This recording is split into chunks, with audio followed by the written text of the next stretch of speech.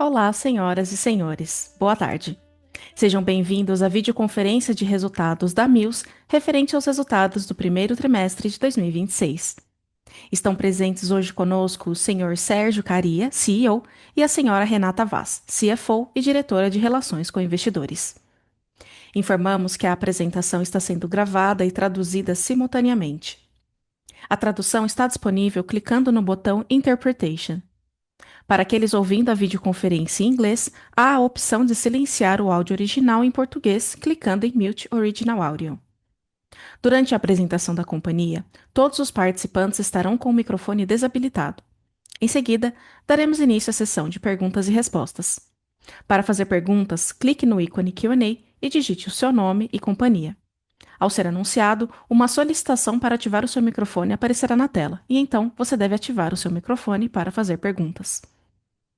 Esclarecemos que eventuais declarações que possam ser feitas durante esta videoconferência, relativas às perspectivas de negócios da Mills, projeções e metas operacionais e financeiras, constituem-se em previsões baseadas nas expectativas da diretoria da companhia, que podem ou não ocorrer. Investidores devem compreender que fatores políticos, macroeconômicos e outros fatores operacionais podem afetar o futuro da companhia e conduzir a resultados que diferem materialmente daqueles expressos em tais considerações futuras. Para abrir a videoconferência de resultados do primeiro trimestre de 2026, passo a palavra ao senhor Sérgio Caria.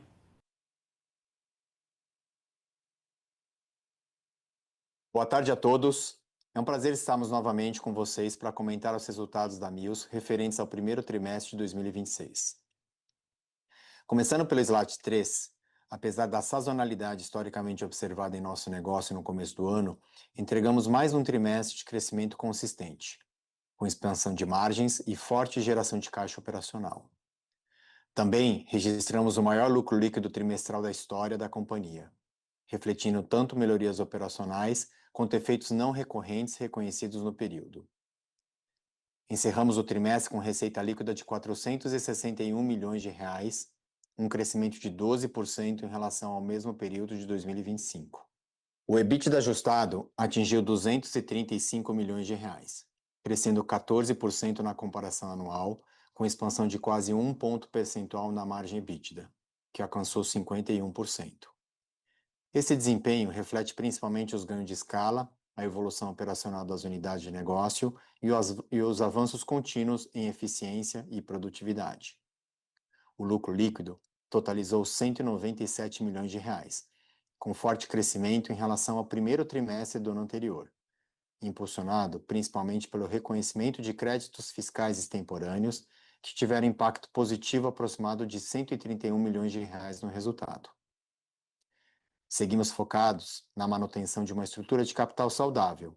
No primeiro trimestre de 2026, reduzimos novamente o indicador de alavancagem em 0,3 vezes em relação ao mesmo período do ano anterior, e em 0,2 vezes em comparação ao quarto trimestre de 2025, encerrando o período em 1,1 vez dívida líquida sobre EBITDA, o menor patamar nos últimos 2 anos.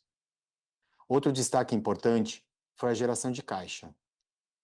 A geração operacional ajustada atingiu aproximadamente R$ 221 milhões, com expansão de 46% versus o primeiro trimestre de 2025, e com conversão de EBITDA em caixa de cerca de 83%, acima da média histórica da companhia. Importante mencionar também nosso avanço contínuo na agenda ESG. Neste período, tivemos avanços importantes, onde passamos a integrar pela primeira vez a carteira ISE, Índice de Sustentabilidade Empresarial da B3, reconhecimento que reforça a maturidade da nossa governança e a integração da sustentabilidade à estratégia de longo prazo.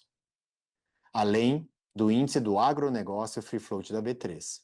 Esses movimentos ampliam a atratividade e a visibilidade das nossas ações para investidores institucionais, especialmente aqueles com mandatos dedicados a critério ESG. Indo agora para o slide 5, seguimos colhendo os resultados da nossa estratégia de diversificação de portfólio e da disciplina na alocação de capital. As unidades de pesados intralogística continuam aumentando sua relevância dentro do portfólio, enquanto o segmento de leves segue operando em um ambiente mais competitivo e ainda pressionado. Nesse segmento, seguimos atuando com disciplina comercial, racionalização de custos e foco em contratos de maior duração, além do bundling de equipamentos, buscando preservar rentabilidade e aumentar a previsibilidade de nossas receitas. Na unidade de forma e escoramentos, continuamos capturando a demanda associada aos projetos de infraestrutura e construção civil, com crescimento consistente de receita e manutenção de margens elevadas. Outro ponto importante é a evolução do perfil contratual da companhia. Encerramos o trimestre com 55% da receita de locação proveniente de contratos de longo prazo, um aumento de 8 pontos percentuais em relação ao primeiro trimestre de 2025, reforçando a previsibilidade das receitas futuras e a qualidade da nossa carteira de clientes e contratos. Em termos operacionais, finalizamos o período com mais de 16 mil máquinas na frota e cerca de 50 mil toneladas de formas e escoramentos, em linha com nossa estratégia de crescimento sustentável com alocação de capital disciplinada, consolidando a Mills como uma das líderes em locação de equipamentos e soluções de engenharia no Brasil. Nossa estratégia de plataforma multiproduto continua mostrando resultados concretos, especialmente ao ampliar nossa atuação em mercados com maior potencial endereçável e elevada aderência às operações dos clientes. O cross-sell entre as unidades tem sido um pilar central na estratégia de crescimento dos resultados consolidados.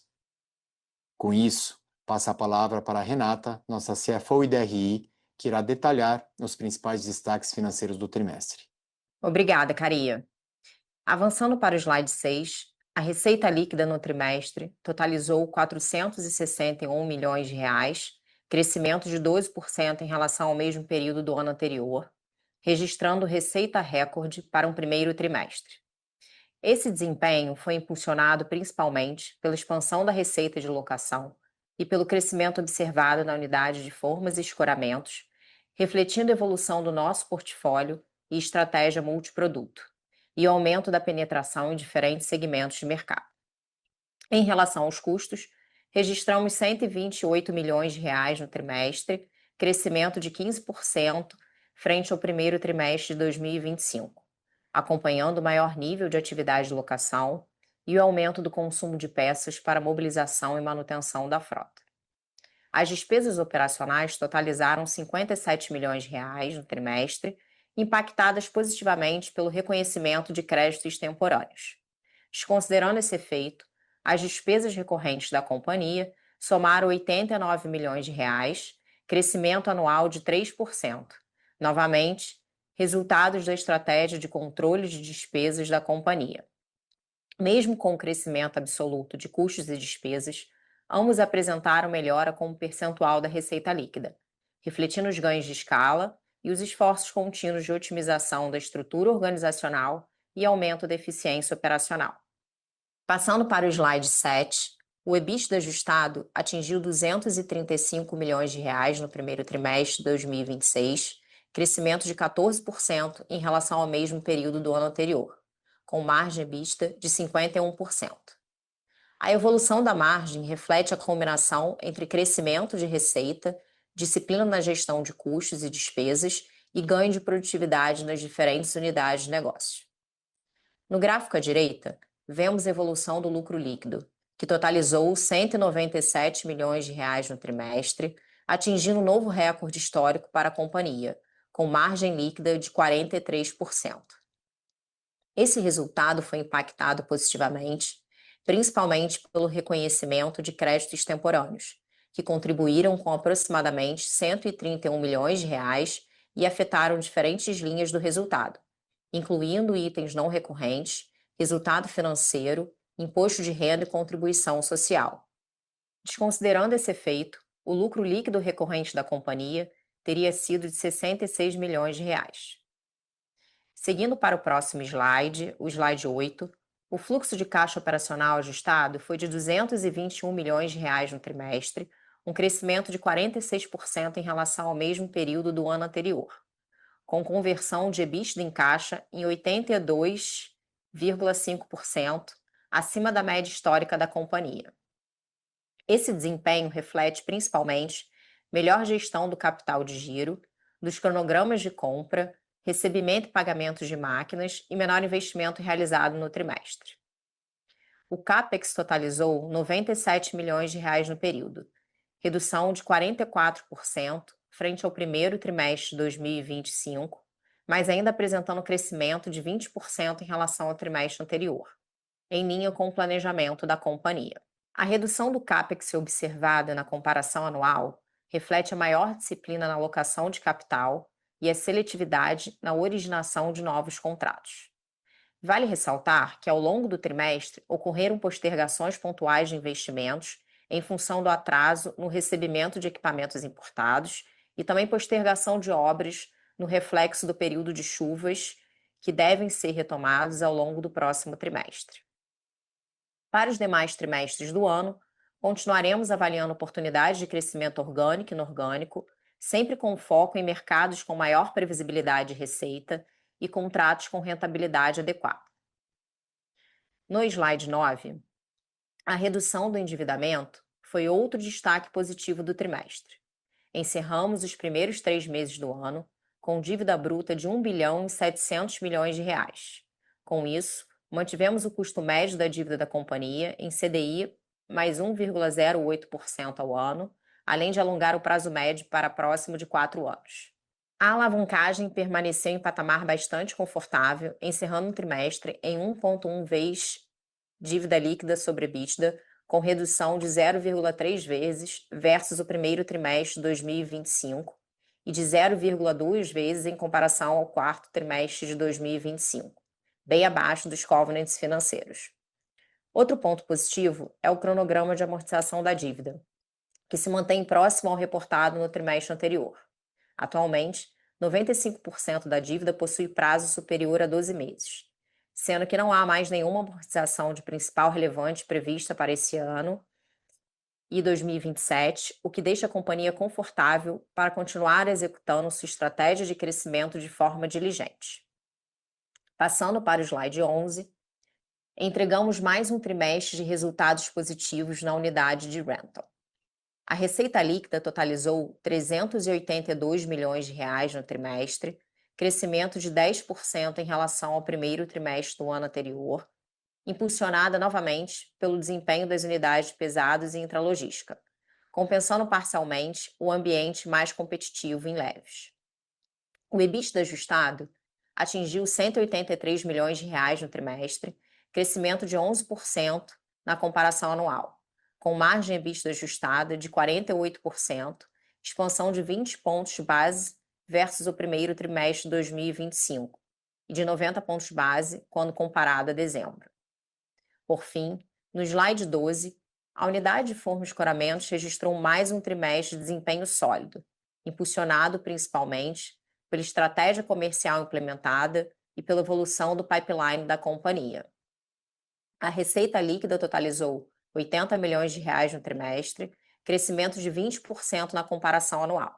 O EBITDA ajustado atingiu R$ 52 milhões, crescimento de 27% em relação ao primeiro trimestre de 2025, com margem EBITDA de 65%, expansão de 3,5 pontos percentuais. Com isso, encerramos assim a apresentação dos resultados do primeiro trimestre de 2026. Agradecemos a disposição e ao tempo de todos em participarem e passaremos agora para a sessão de perguntas e respostas. Obrigada. Iniciaremos agora a sessão de perguntas e respostas. Lembrando que para fazer perguntas, basta clicar em levantar a mão. Ao ser anunciado, uma solicitação para ativar o seu microfone aparecerá na tela, e então você deve ativar o seu microfone para fazer perguntas. A primeira pergunta vem de Matheus Santana, do Bradesco BBI. Oi, pessoal, boa tarde. Obrigado por minha pergunta. Eu tenho aqui, são duas perguntas, tá? O primeiro eu queria saber como vocês estão vendo o cenário atual de plataformas, tá? Aquela pressão que a gente estava vendo nos últimos períodos continua? Também como que tá a visão, assim, tanto volume quanto precificação e se nesse cenário ainda faz sentido investir, tá? E a segunda é só um update de como está sendo a integração da Next. São essas duas aqui, obrigado. Boa tarde a todos. Matheus, obrigado pela sua pergunta. Começando aqui com leves, né? Acho que o ambiente competitivo ele não se alterou comparado ao quarto trimestre para esse primeiro trimestre, ainda continua desafiador. A gente continua observando esse sinal de estabilização sem uma mudança nesse ambiente competitivo, sem uma aceleração adicional, né? E acho que só para trazer aqui em termos da nossa estratégia, a gente continua com os principais pilares que eles são não só, obviamente, defender o nosso market share, trabalhando na nossa excelência operacional com SLAs diferenciados, focando também, obviamente, na nossa competitividade, redução de custos. Temos buscado cada vez mais migrar, né, nos nossos contratos mais de longo prazo, lembrando que para Mil já, né, rentals, de uma maneira geral, já representa 55% da receita total em contrato de longo prazo, né, e vide um crescimento também comparado ao trimestre do ano anterior, né, ano contra ano, de 8 pontos percentuais, e além desse cross-selling com bundling de equipamentos com os outros segmentos, né? Então, acho que a gente vem mantendo nossa estratégia bastante sólida para a gente continuar, né, entregando resultados nessa unidade, mas o ambiente competitivo continua ainda desafiador. Na sua segunda pergunta, com relação à Next, a gente vem evoluindo bastante, a gente já vem entrando na fase final e aí até para a integração definitiva da Next para dentro de Mills. Então continua bastante sólido também nosso PMI, nossa integração da Next com a nossa unidade de pesados. Claro, aqui, Caria, obrigado. A próxima pergunta vem de Felipe Nielsen, do Citi. Oi, pessoal, boa tarde. Obrigado pelo espaço.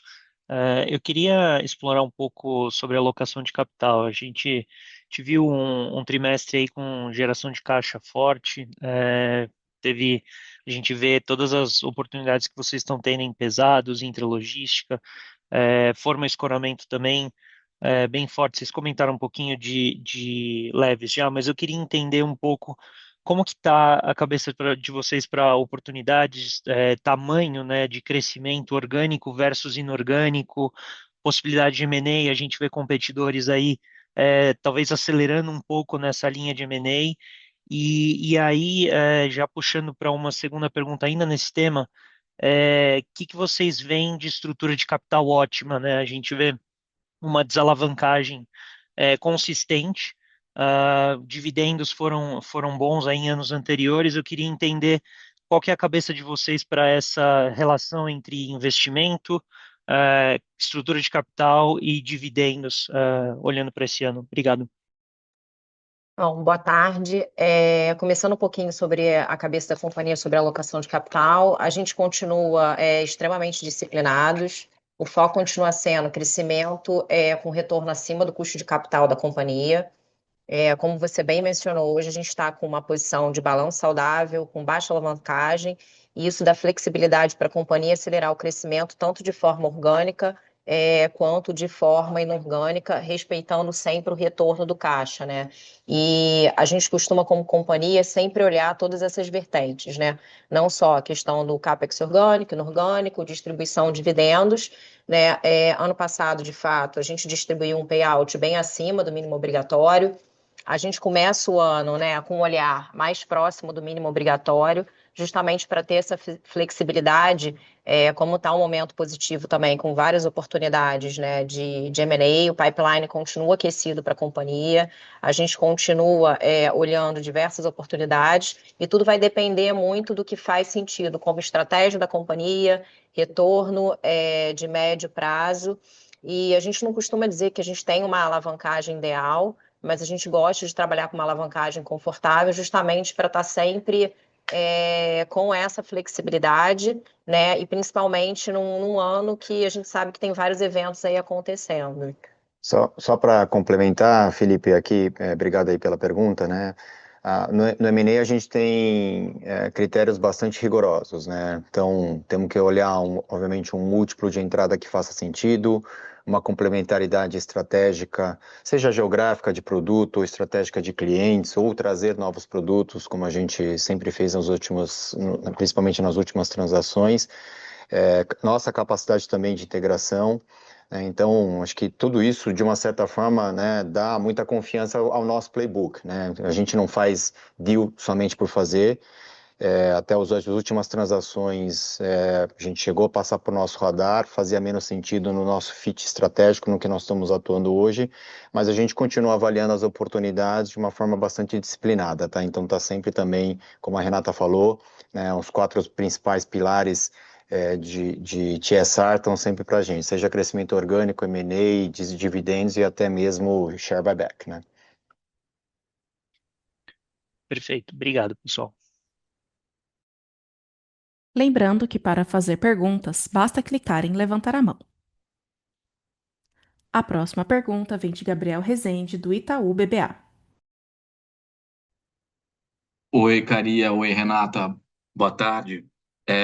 Queria fazer um follow-up na discussão anterior sobre o ambiente competitivo desafiador. Só se vocês puderem mencionar o que está por trás desse ambiente competitivo desafiador, né? Se são novos entrantes, se são os players, né, de sempre, se é só uma questão de equipamentos que entraram aí com um ticket menor nos últimos anos e aí trouxe os preços para baixo, enfim, só entender o que tem de novo nesse ambiente competitivo desafiador. É, e também, talvez um follow-up aqui num comentário que vocês colocaram ali no press release, vocês comentaram que vocês estão antecipando aqui uma aceleração de vendas de pesados mais intensa nos próximos trimestres. Só entender como que a companhia está se preparando para encarar isso, se como que isso, de repente, pode fazer a companhia revisitar premissas de depreciação, investimento em capilaridade para redes seminovos, como que a companhia planeja transitar com essa necessidade maior de renovação de frota a partir de agora. Obrigado. Gabriel, obrigado pela pergunta. Acho que o ambiente competitivo de leves é o mesmo ambiente competitivo que a gente já via nos últimos trimestres, né? Então, essa desaceleração na China, essa exportação de deflação, de uma certa forma, para o mundo, trazendo equipamentos aqui com preços mais competitivos. Então, não só a entrada de novos OEMs, né, de novos fabricantes, que acabam desenvolvendo também, né, mais players atuando nesse setor, né? Então, acho que esse foi o que a gente vê aí, principalmente nos últimos 2 anos, e o que eu comento que está, de uma certa forma, estável, é isso, não teve uma mudança, né, dramática em relação ao que a gente já via nesse cenário competitivo. Sobre a sua pergunta, sobre a sua segunda pergunta, venda de seminovos, ele é uma alavanca estratégica para a companhia. Ela faz, obviamente, a grande parte da nossa cadeia de valor, né? E ela, de uma certa forma, está subexplorada para a companhia. Então, o que a gente está fazendo, né? A gente tem expandido e dado foco no nosso canal de seminovos, né? Estamos criando um pilar bastante específico com relação a isso, uma equipe dedicada, uma estratégia dedicada para a nossa venda de seminovos, né, canais de comerciais ampliados, processos bem estruturados, né, não só de inspeção, também como padronização do nosso processo de venda. E o que a gente espera ver é esse ramp-up gradual, né, acho que de uma certa forma por design, para que a gente construa essa cadeia aí de vendas de equipamentos seminovos. A gente vem vendendo seminovos, era muito mais destinado para leves, mas como começa a ter, né, essa necessidade de a gente vai rampar, principalmente para os próximos anos pesados, a gente está estruturando esse canal e esse time de vendas de seminovos muito mais bem equacionado. Mas acho que só para complementar, o número ainda não é expressivo, né? Ainda é um número considerado aí baixo para a companhia, perto do resto da receita, né? Ah, claro. Obrigado, Caria. Obrigado, Renata. A próxima pergunta vem de Luísa Mussi, do Safra.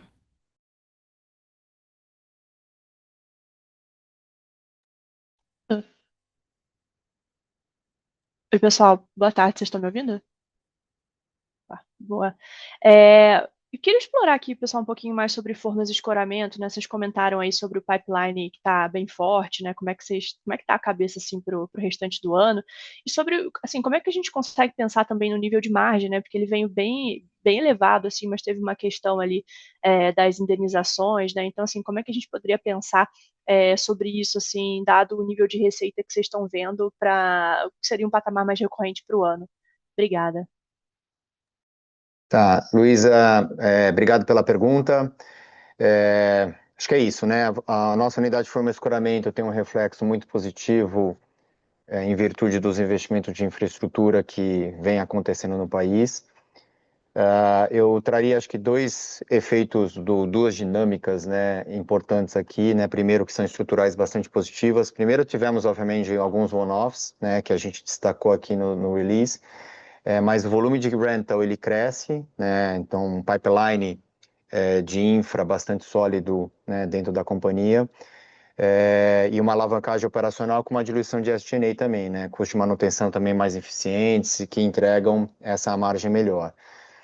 A margem entregue aqui nesses últimos trimestres, eles foram alguns reflexos de one-offs, né? Eu não diria que isso é uma forma sustentável e estrutural. O que eu traria, talvez, para essa unidade de negócio, alguma coisa em torno de 55% a 60%, tá? Seria uma margem estruturalmente sólida, e equacionável para essa unidade de negócio. Boa, super claro, pessoal. Obrigada. Lembrando que para fazer perguntas, basta clicar em levantar a mão. A próxima pergunta vem de Gabriel Frazão, do Bank of America. Boa tarde, pessoal. Obrigado pelo espaço aqui no call. Seriam duas perguntas do meu lado. A primeira seria sobre os não recorrentes que foram mencionados no release, né? Aqui eu falo sobre principalmente os créditos extemporâneos que foram contabilizados nos custos de despesas e o PERSE que passou na linha dos impostos. Primeiro, se vocês pudessem confirmar o entendimento nosso de que esses dois não recorrentes se referem a uma mesma discussão tributária, né, sobre o uso do PERSE. E segundo, se vocês ainda têm mais créditos a serem reconhecidos ou se a maior parte já foi reconhecida nesse e nos últimos resultados. E a segunda pergunta seria sobre o segmento de empilhadeiras, que ele teve uma performance bem forte nesse trimestre, e em paralelo, alguns outros players também fizeram movimentos de expansão nesse setor recentemente.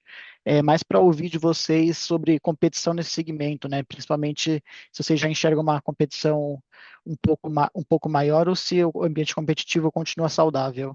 Seriam essas as duas perguntas. Boa tarde, Gabriel. Eu vou responder aqui a primeira sobre crédito, depois eu passo a palavra para o Caria. Eu acho que é importante ressaltar, né, que a companhia ela está buscando oportunidades tributárias recorrentemente, né, faz parte da nossa agenda.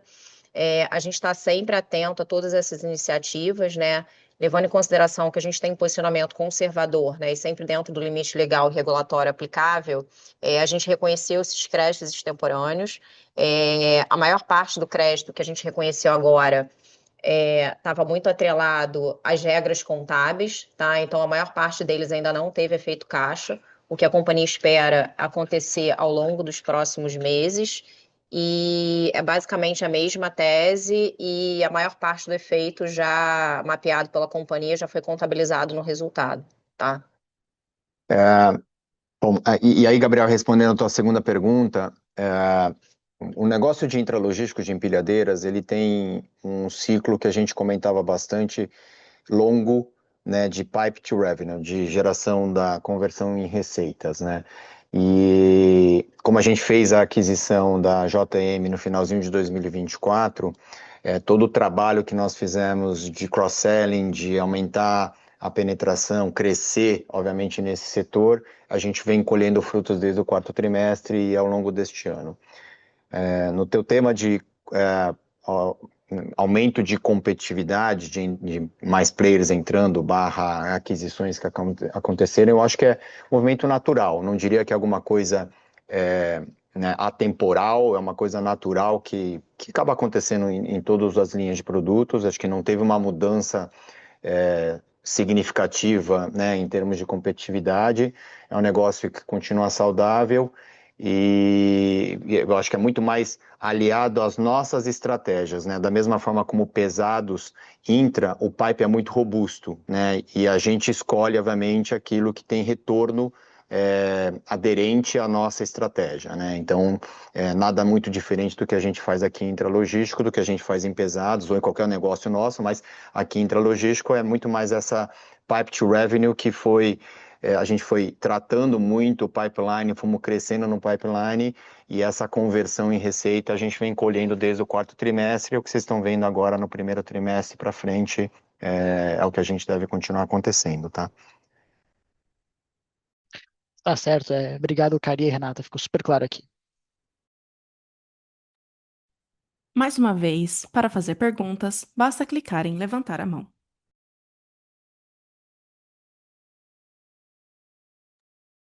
A sessão de perguntas e respostas está encerrada. Passo a palavra ao Sr. Sérgio Caria para que ele faça as considerações finais. Obrigado a todos pela participação da nossa videoconferência. Lembrando que nossa equipe de relações com os investidores continua à disposição. Obrigado a todos, boa tarde. Boa tarde. A videoconferência de resultados da Mills está encerrada. Em caso de dúvidas, enviar a sua pergunta para o time de relações com investidores através do e-mail ri@mills.com.br. Agradecemos a participação de todos e tenham uma boa tarde.